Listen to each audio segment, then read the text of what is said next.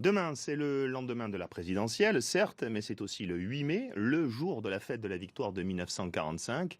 Un jour essentiel pour Thérèse Dumont, 91 ans, une des dernières résistantes françaises encore vivantes.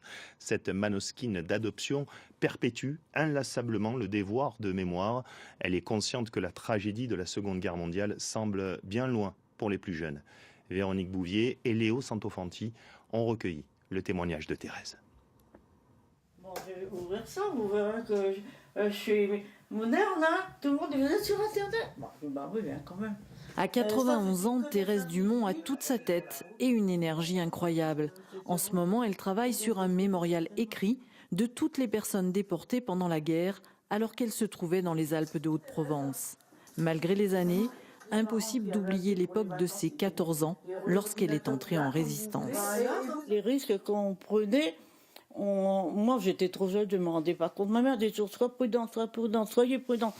Qu'est-ce que ça voulait dire, une gamine de 15 ans, sois prudente, ça veut dire quoi? Bien sûr, je n'allais pas raconter qu'il y avait des types chez nous. Car la mère de Thérèse avait créé un réseau de résistantes où la jeune fille s'activait, distribuait des tracts, participait à cette vie clandestine dont elle parle avec modestie.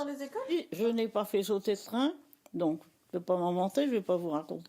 Je n'ai pas tué d'Allemands, mais par contre, un beau jour, on a dit, vous pouvez prendre un gars, puis le lendemain, 8 jours après, vous allez reprendre un deuxième gars, et puis il fallait les nourrir, les loger, s'occuper les nourrir des gens, les cacher, quoi. Parler de cette époque, c'est aussi ne pas oublier les autres jeunes femmes de son réseau, mortes sous la torture ou décapitées en Allemagne. C'est aussi ce qui motive cette nonagénaire à témoigner dans les écoles et certainement pas les nombreuses médailles et décorations reçues pour ses engagements.